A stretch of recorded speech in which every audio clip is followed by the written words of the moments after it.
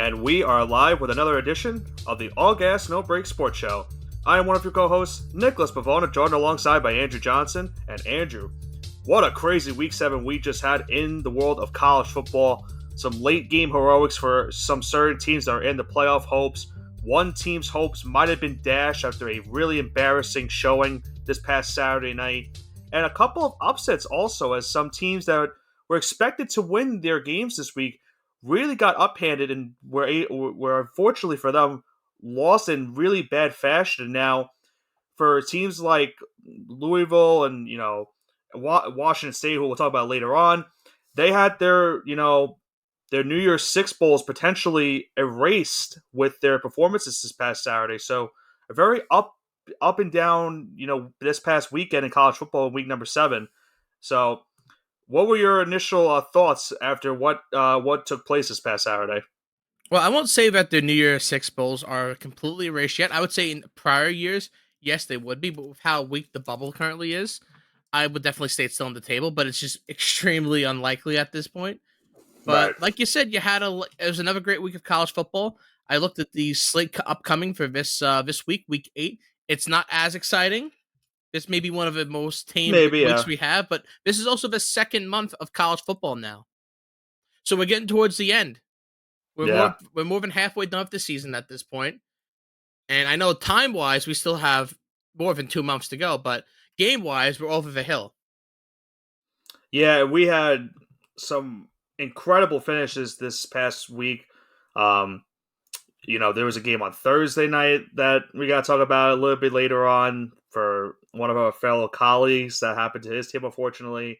But that'll be the last thing we talk about before we go into our top 25 reactions, as there obviously was some major shakeup in the polls after all the craziness that went down this past Saturday. And one of the big games that happened this past Saturday was in the Pac-12, as Oregon went on the road to take on Washington. Atmosphere for this game was electric. I mean, College Game Day was there.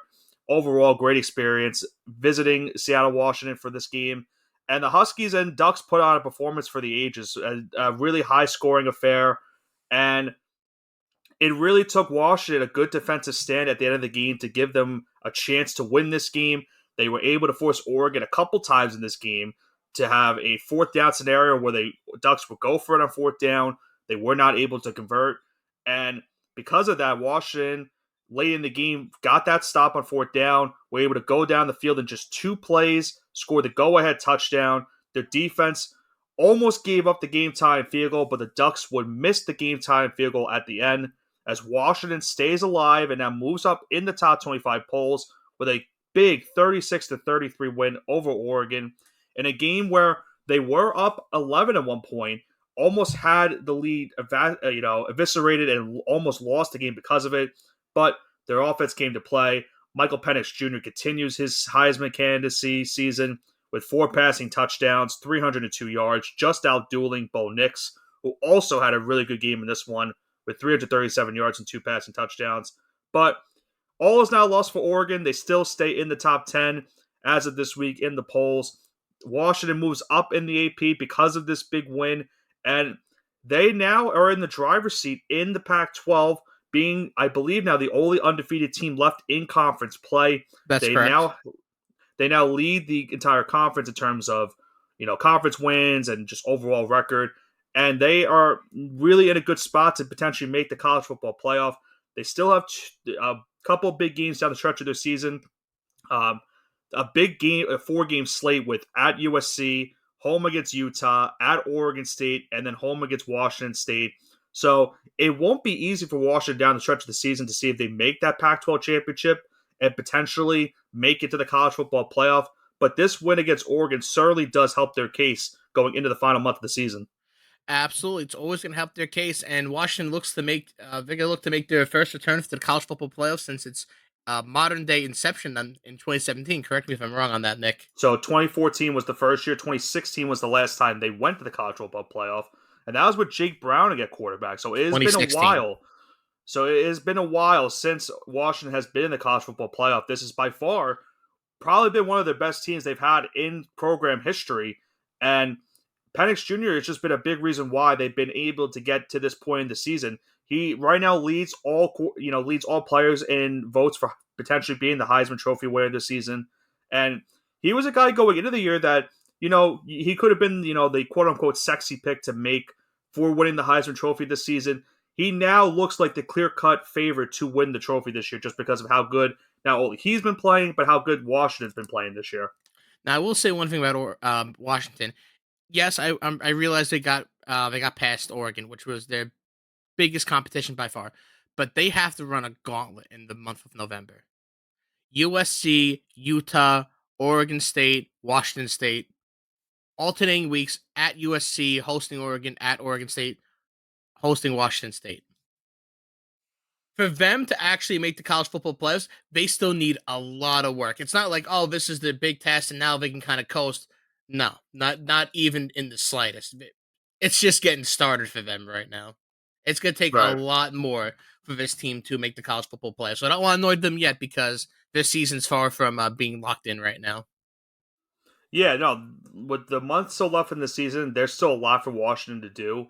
And this game really showed you how, through adversity, they're still able to win this game because Oregon pretty much had the game locked up and late in the game.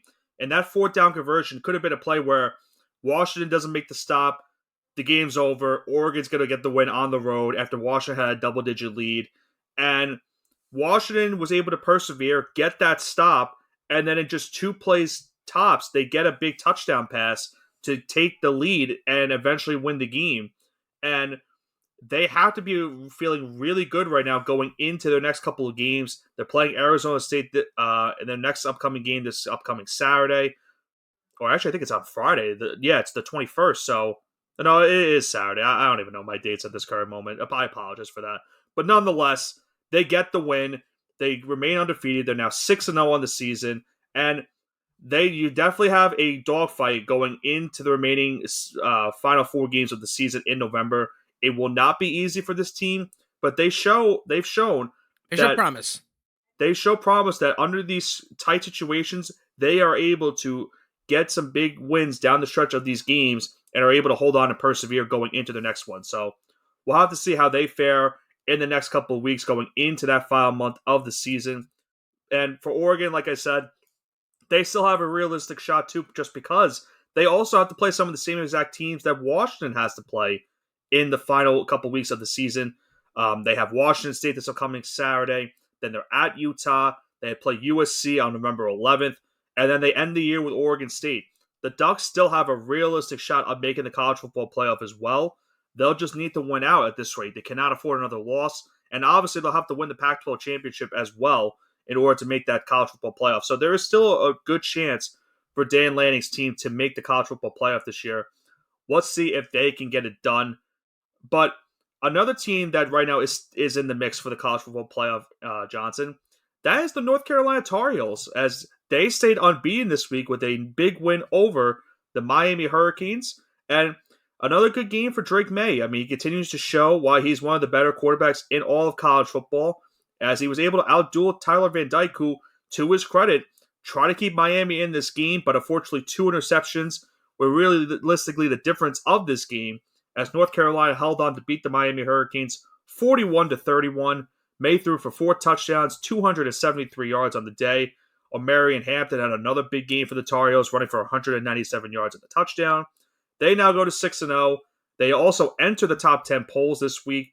So the Tar Heels, they're making a case now for that college football playoff, and another good win this week. They obviously still have a lot to do down the stretch of the season. They have a game with Duke obviously coming up in the next couple of weeks.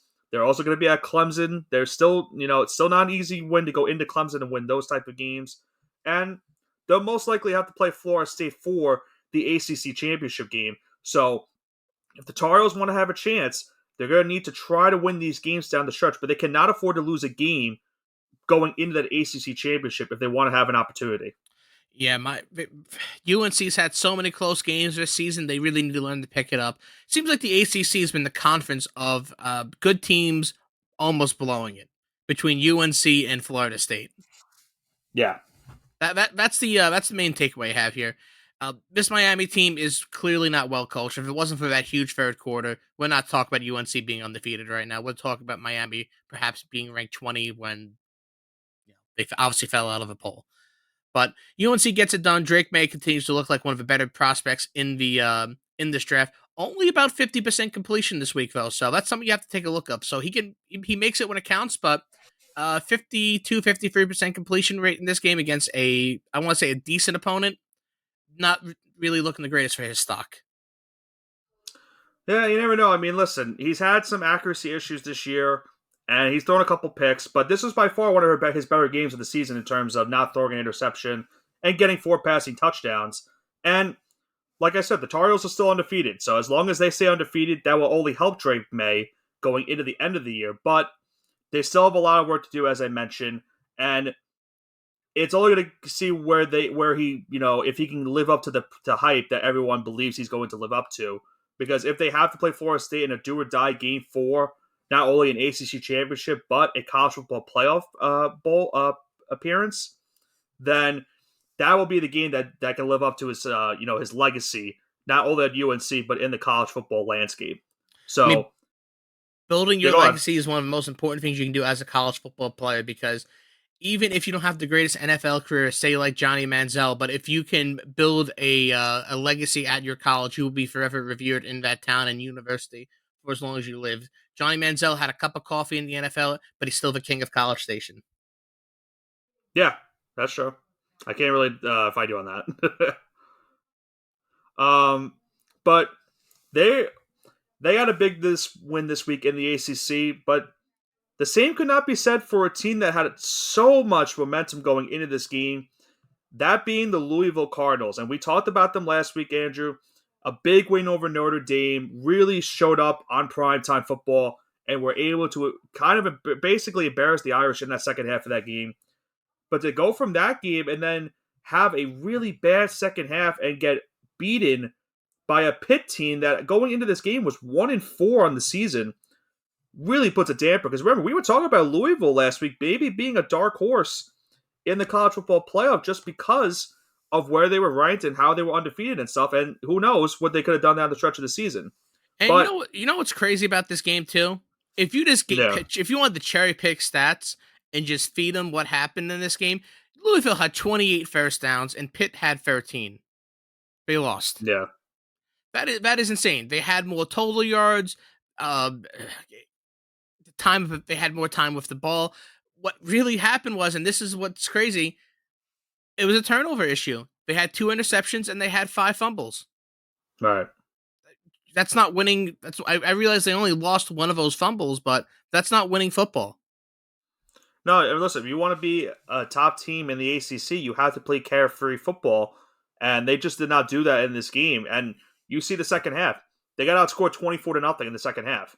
The Yeah, offense was not there. The defense really struggled. And that was what you didn't see in the second half against Notre Dame last week. That was what they was working for them. They were able to run the ball against the Irish. They were able to get some turnovers forced, and that's why they won in the fashion that they did. And to go do a complete 180 and go from that to this game, it just really gotta be frustrating if you're a Louisville fan just to go from that to this, because now you lose your first conference game of the season.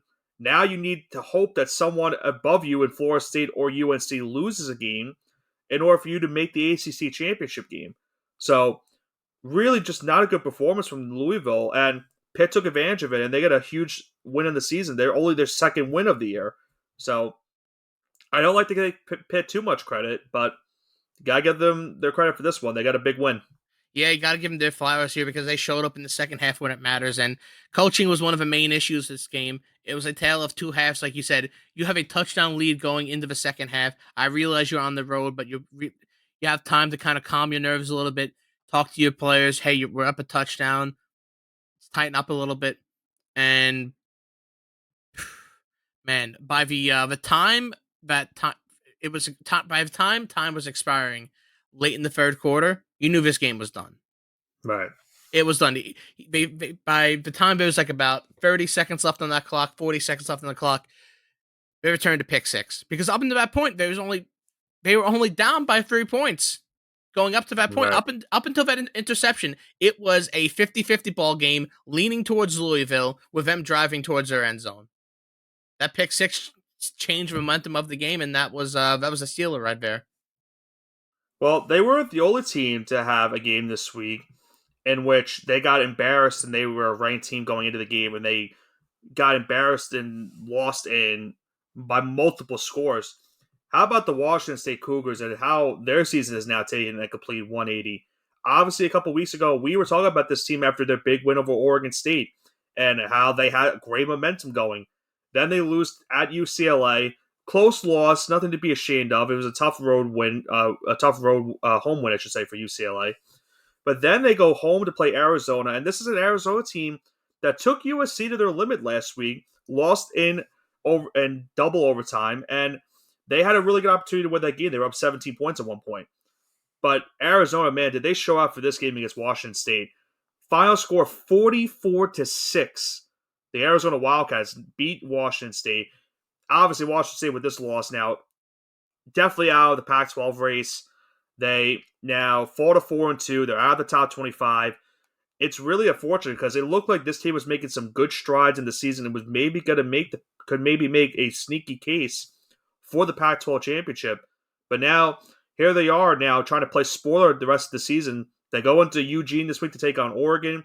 They really will have to do. They're going to have to try to bounce back in some kind of fashion because this was just a really bad performance for them against the Arizona Wildcats. My advice to Washington State is to take care of business the rest of the season because your season, as we know it, is currently over.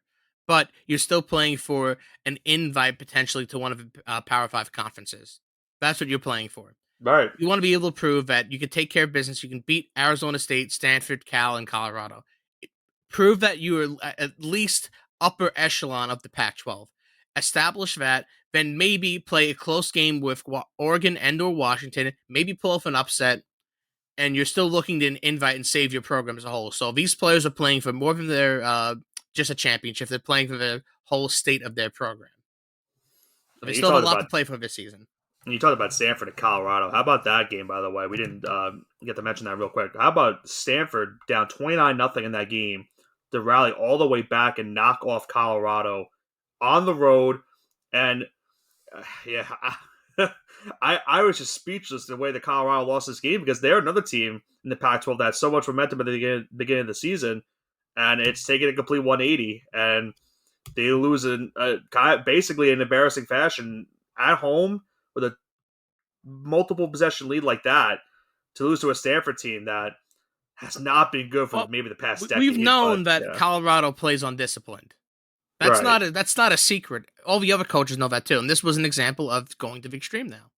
That they could have high highs and very low lows. And it's up to Deion Sanders and it's up to Coach Prime to get his locker room in order, keep stir the ship right, make a bowl game, and recruit for the future. Because everyone knew they weren't going to make the national championship this year. Everyone knew. Oh, I know. Everyone knew that they would be competitive. It would be fun. They'd maybe get ranked. That was the expectations going into the season. But now that you've seen the horrific lows, and you've seen the amazing highs, you need to find a middle ground. You have to make sure you have Well, to ensure that this stuff doesn't happen again. yeah, you have to get your flowers in this game to Elick Ayomaner from Stanford, the wide receiver, having one of the best wide receiver performances we've ever seen in college football with 13 catches and 294 yards, 3 touchdowns. All of that coming in the second half. He did not have a single reception in the first half of this No, game. Travis Hunter had him on lockdown, and then Yeah. And second then half happened. second half happened, that's to say the least. But let's get back on our regularly scheduled program. That was not on our initial program, but I just wanted to throw that in there. But let's stay in the Pac-12 and let's talk about this Oregon State and UCLA game. A big game between these two teams as both teams looking to stay pace in the Pac-12 race, still have an opportunity to make that Pac-12 championship game. And Oregon State did their work and they took an early lead and they did not surrender that early lead as they were able to beat the UCLA Bruins at home. And they now go to 6-1 this season after their 36-24 win over the Bruins in a game where it was pretty much once Oregon State went up by 2 possessions, UCLA tried to make a comeback, but the Beavers would not let them come back. And you talked about them a lot, Andrew, that you like how they play. They're a gritty team. They do not let you get back into these games once they take the advantage. And they did that perfectly in this one, going to 6-1, now 3-1 in conference play. And with any blunder from any of these teams at the top of the Pac 12, they have a realistic shot of making that Pac 12 championship game. And I'll speak about their schedule in a little bit. But what did you like from Oregon State in this game? What's not to like about Oregon State? They're playing great football all year. It's the underdog story. You have an exile QB that's trying to make a name for himself once again. A lot of positives, and they're continuing to build on that season. They're keeping themselves in that Pac-12 race with this win, and that's the most important thing. I think they're currently four because of tiebreakers, but the schedule ahead of them is pretty good. They're playing Arizona, Colorado, Stanford, and then it comes to the gauntlet: Washington, Oregon, back-to-back weeks. So that's Yep. where this season's gonna be made. So if I'm Oregon, if I'm Oregon State, take care of business over the next couple of weeks. Don't worry about Oregon, Washington now. But man, you have potential to make a historic season with dire consequences right now, because if they can pull this off and they can make the Pac-12 championship, it's going to have every single Power Five conference rethink not adding them to one of their conferences. Well, keep in mind, think about the game they have next week also. Not this coming weekend. They're off this week with a bye week. They're at Arizona next week. That could be a tricky game for them, considering what Arizona just did to Washington State, a team that has beaten Oregon State this season. So that might be a tough game for the Beavers in 2 weeks' time. But you talked about their schedule. You look at it, you're at Arizona, you're at Colorado. Those will be two tough road games for the Beavers team. Then they're at home against Stanford. You have to see, because Stanford could be very hit or miss each week. But you would think a home game against the Cardinals should get them a win. Then you talked about the final 2 games of the year. Home game against Washington, and then they're at Oregon for their annual rivalry game. It's a tough uphill battle for the Beavers team to get into the Pac 12 championship game, but they have a realistic shot if they're able to win out. So, still a lot on the line for Oregon State down the stretch of the season. Yeah, I know a lot to go. Still a lot left, and I'm just hoping that the Beavers can keep this up throughout the rest of the season. Yeah, and we'll have to see what they could do down the stretch of the year. But we have to once again stay in the Pac 12, and we have to talk about the final game of the Saturday slate, and a game that USC just looked really bad in this one. It was a litany of multiple things. Caleb Williams did not play good. The defense is still playing horrifically for USC on the season, and the Irish took full advantage of this one. Notre Dame going or at home against USC, beating the Trojans by a final of 48-20. I mentioned Caleb Williams had a rough game. He threw 3 interceptions, all of them coming in the first half. We had Sam Hartman threw for 2 touchdowns. He did not need to do much in this game just because of how, Audric Estime had a decent running game, 2 touchdown rushes and 95 yards. We had USC's offensive line struggling to stop this Notre Dame pass rush. And it really puts a halt right now in USC's potential to make the college football playoff. The only reason, Johnson, they might still have a chance to make it is just because of look at their schedule down the stretch of the year. They're home against Utah this week. They still have to play Washington. They still have to play Oregon. They still have to play UCLA. And then obviously they potentially could be in the Pac 12 championship game. So the Trojans still have a chance. But man, this really put a big stall into their season with this bad of a performance against Notre Dame. It's a bad performance, but it's coming against a decent team. Notre Dame's still fighting for a New Year's Six bowl. They're still in the running for that, so it's not like it's the end of the world. Like you said, they play Utah, California. A lot of these teams have that Washington Oregon game right back to back at the end of the season. This is another Yeah. one. So we're gonna find a lot about the Pac-12 about after the second week in November. Yeah, who are the true teams of the Pac-12? We think we know right now who the true teams are right now, but a lot can change in a month. Yeah, no, to me, there's absolutely no lock to who the top team in the Pac-12 is right now, until we see those two games played back to back. So by the second week of November, we'll know, which is moronic because it's the end of the season, but that's Right. just the way it is because a lot of these teams are going to split that, and I feel like the Pac-12 is going to cannibalize itself by the end here. Yeah, I'm very. I don't even know. I'm curious to see how this all plays out with this conference, and like we said a couple times on the show the past couple weeks. It's a good send off for this conference because they're playing some really good football right now, and they they're most likely going to have a team in the college football playoff at the end of the day, and these teams are really showing out, and it's all going to come down to who is going to be that team, who is really going to make that case to be the one that says I won the Pac-12 in its final year of its current format. I'm going to be in the college football playoff, and I'm looking to make some noise this year. So That's gonna be something. I'm looking forward to it. I'm definitely looking forward to it as well. But before we get into our top 25 poll reaction, uh, I think we have to talk about that West Virginia game since Grayson's not here. But it's kind of funny how it all unfolded. Unfortunately for the Mountaineers, Or fortunately, if like, you're a Houston fan, well, not unfortunately if you're a Houston fan, you're correct. This is a game that which Houston was up 11 points late in the fourth quarter. West Virginia made it a 3-point game with 3:42 left, and it looked like Houston was going to win it. But credit to the Mountaineers at the time, they got the go-ahead touchdown with 12 seconds left, and it looked like they were about to win the game until Houston got a Hail Mary to end it. And unfortunately for Grayson and any of West Virginia fans here, they lose on a Hail Mary 41-39 to fall for their first conference loss of the season. So what are you gonna do? It's a tough way to end your week, even though it started on Thursday for West Virginia this week. to So end the season too, because not that I think mathematically keeps them out of the Big 12 now. well, considering how Oklahoma and Texas are right now, yeah. Yeah, mathematically keeps them out. I know it was unlikely before, but mathematically that seals it. But anyway, we'll go now into our top 25 poll reaction. And obviously, we talked about it. There was a big couple of shakeups in the top 25 poll. The top four stayed the same.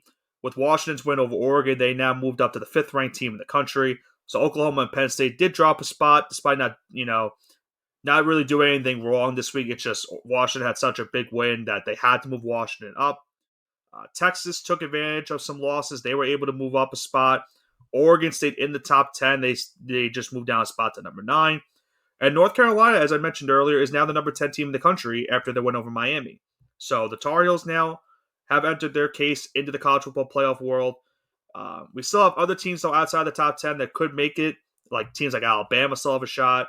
Oregon State still has a shot. Utah, in my opinion, still has a shot as well. Maybe Ole Miss. But I know at the end of the top 25 poll, there are a couple of teams that just entered the top 25 that I know that you, yourself, Andrew, might want to talk about that just entered. Because I know Kansas got eliminated, unfortunately, last week with their loss to Oklahoma State. But there's kind of a consolation prize with two new teams entering. Is it a consolation prize? Well, maybe for you. I mean, yeah, it's the honorary Mountain West team getting in there. This week it is Air Force at 23. I am very excited to see another Mountain West team. I thought Wyoming at plus 14 was crazy last week. Yeah, that was a really ridiculous line. I still think Wyoming ended up covering, but to see them just absolutely a 2-touchdown underdog against Air Force, I thought that was crazy. And then Air Force came out here. I won't say came out of nowhere, but they took care of business. Yeah, they held on by a touchdown. So if you took Wyoming in that game, you covered. Listen, I'm saying that the new Pac-12 with the top teams in the Mountain West, and the if Oregon State and Washington State just want to keep it, maybe make it like an 8-team conference. It could be a nice little conference. Yeah, but maybe. Again, if they can get an invite to a major conference, do that. Well, how about Tulane? I know you like the Green Wave. They're now into the top 25 poll for the first time this season. Yeah, I love to see the underdogs. Tulane has been kind of retooling their football program over the last couple of years. They're doing a really great job. They're not going to make the college football playoffs, obviously, but just another. It's another fun tidbit. Yeah, go ahead. It's nice seeing non-power fives in the AP poll. Remember, they made a New Year's Six bowl last year. They beat USC. They did. They did, and that's why I'm such a big proponent of kind of keeping these guys in the playoffs. So that expanded playoff field. Could Tulane maybe take down Alabama? Probably not, but that's why you play the game. You probably just upset some Alabama fans by saying that. But I will say one thing before we go into our Week 8 Mushing Hour. Please rank James Madison. They deserve it. Yes, they do deserve it, but they won't get it because of reasons. All it takes is one loss, and they'll be in the poll, in my opinion. Good They'll point. only need one loss. They were the first team out of the poll. So there's still some hope for James Madison going into next week. We love the Dukes over here. If they weren't ranked. Exactly. But it's now time, Andrew. It's time for everyone's favorite part of the show, the Mushing Hour. And what do we always say about the Mushing Hour? Kind of like NFL red zones, where wins become losses and the losses become wins. And oh boy, we have some very hot picks this week. Well, we saw last week. Well, you obviously can't see it, but I can see it on my screen. Uh, Andrew, you went 4-3 last week. I went 3-4, so kind of a little bit even for our picks. On the season, I'm 34-31. You are 27-28-1, so you're almost back at 500, and have a chance to be 500 after this week. 5 games on the slate that we are covering, so a little bit of a shorter slate that we have, but still a solid slate. Otherwise, despite the amount of games, and I think we got to start off with this ACC matchup that we have in Tallahassee this week between number 16 Duke and number 4 Florida State. Still do not know the status of Riley Leonard, the Duke quarterback, if he's going to play. Did not play in the win over North Carolina State this past week. Obviously changes the whole landscape of this game if he's able to play this game, because it would definitely give Duke an opportunity to win.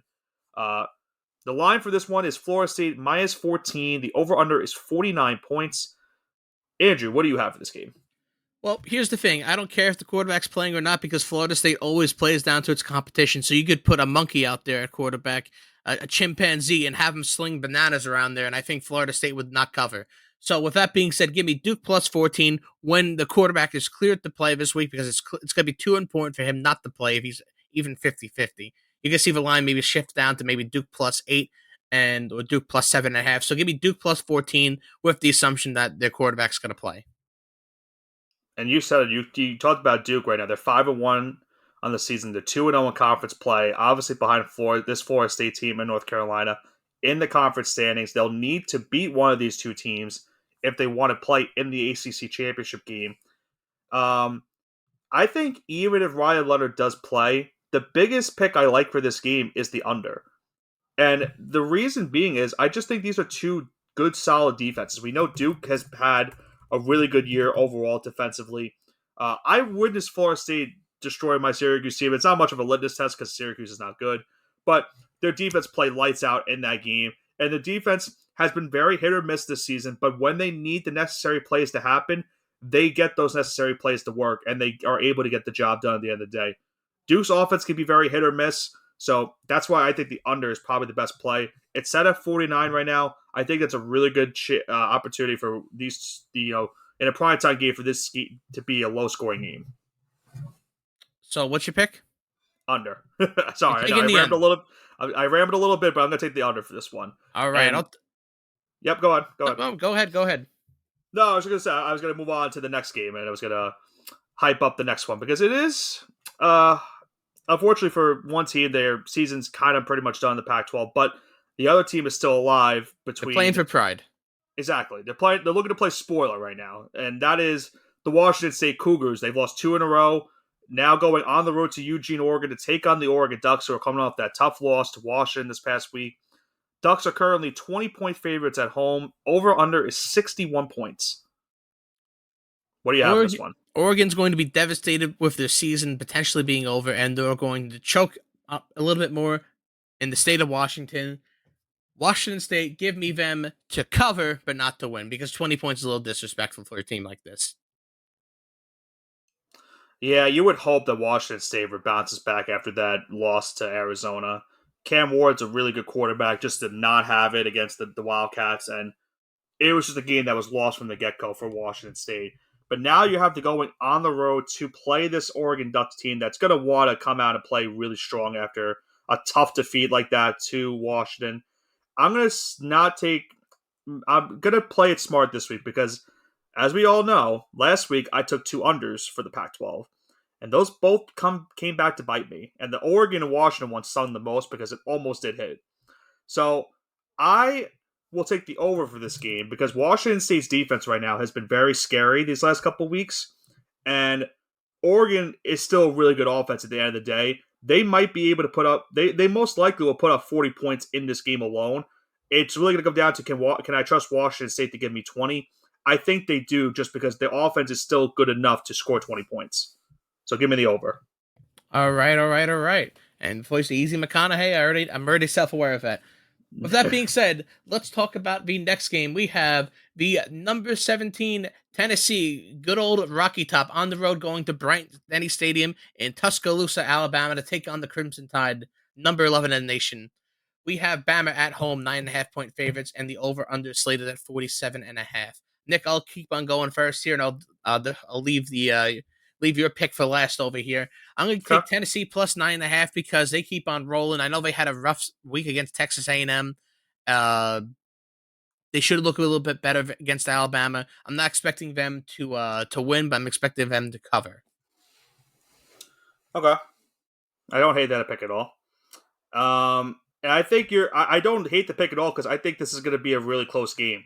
I think 9.5 is definitely not fair to Tennessee because they have a really strong quarterback in Joe Milton, and I think it's going to be tough because this is a matchup of where you have Joe Milton versus this really good Alabama defense, and because of that, I think this is going to be another game where I pick the under. I think it's going to come down to who makes the big stops at the end of the game. I trust Alabama's defense more than Tennessee's defense, but Tennessee's defense put up a good showing against Texas A&M last week, only allowing them 13 points. The Tide coming off a close win over Arkansas, but I think they pull off another close win, beating Tennessee by, I'll say, a field goal. So give me the Crimson Tide, but I'm going to take the under for this game. All right, cool. We have the Utes of the University of Utah, number 14 in the country, going on the road to Southern California to take on the Trojans of USC, number 18 in the country. USC at home at -7 favorites, over underslated at 56. Give me USC -7. I've said from the beginning, I don't think Utah is that real of a team. They are a good team, but they're not a dominant team. I think USC being below Utah is a little bit ridiculous at this point in the season. I think the Trojans will agree with me, and they're going to play for pride, still playing for their for the potential to make the college football playoffs, and they're going to come out and cover and win. So give me USC -7. Well, if you remember what happened last season with these two teams, Utah beat them in the regular season, then they beat them in the Pac-12 championship game, and they've had USC's number obviously the They've last been the couple of boogeyman. years. They have been USC's boogeyman, and USC, we spoke about it. There's still a chance for them to make the college football playoff only because of the remaining opponents they have left in the season. And one little mishap, and that's it for them. They have no chance, and you're going to ruin another good year out of Caleb Williams, even though it's not maybe a Heisman year like he had last year. It's going to be ruined for the Trojans if they don't do anything. Um, I'm scared because of taking USC -7 because their defense still concerns me.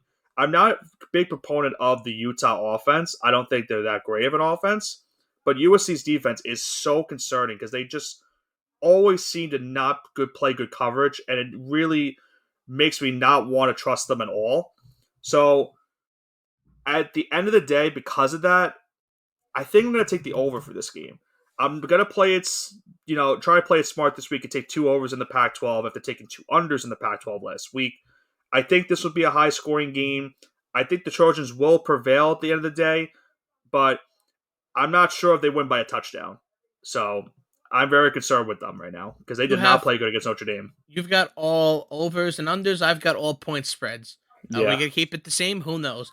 I don't Because know. our final game and probably the game of the week, we have the Nittany Lions of Penn State, number 7 in the country, going on the road into Ohio to take on the Buckeyes of Ohio State, number 3 in the country. Ohio State at home, -4.5 point favorites, over underslated at 46.5.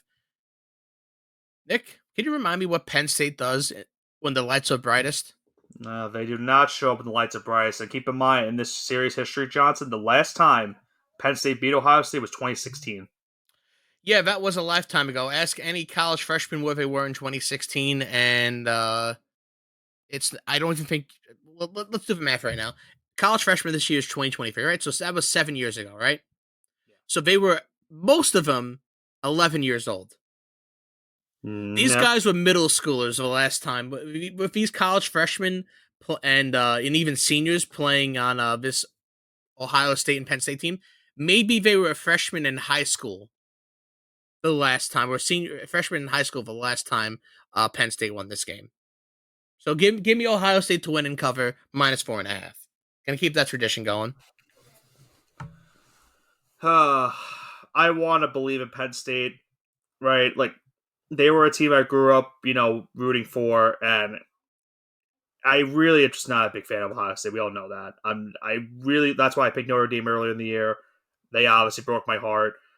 And Ohio State has looked a little bit better the last couple of weeks. Penn State, I'm still not sure what their team identity is. That's the problem with them, Johnson.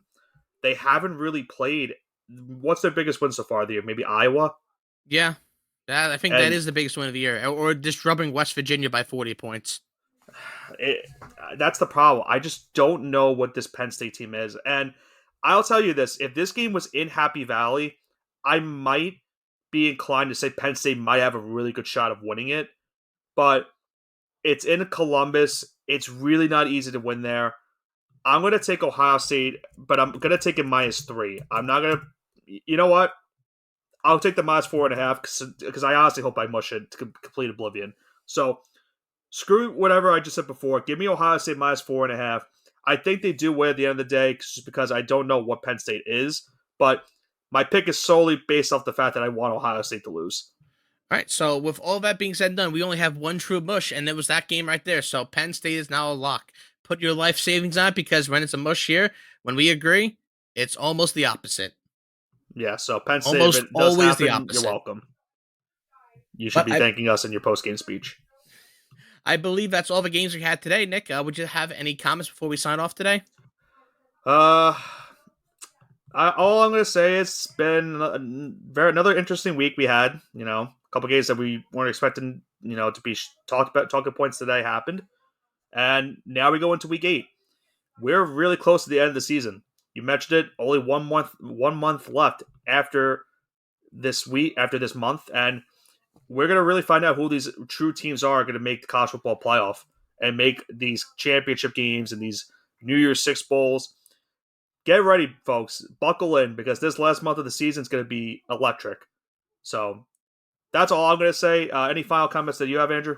The only final comments I have is we have 7 games left for a lot of these teams. It's crunch time for them. They need to either remain undefeated, avoid any bad losses. I realize a lot of these teams have some tough competition in the last 1 or 2 weeks.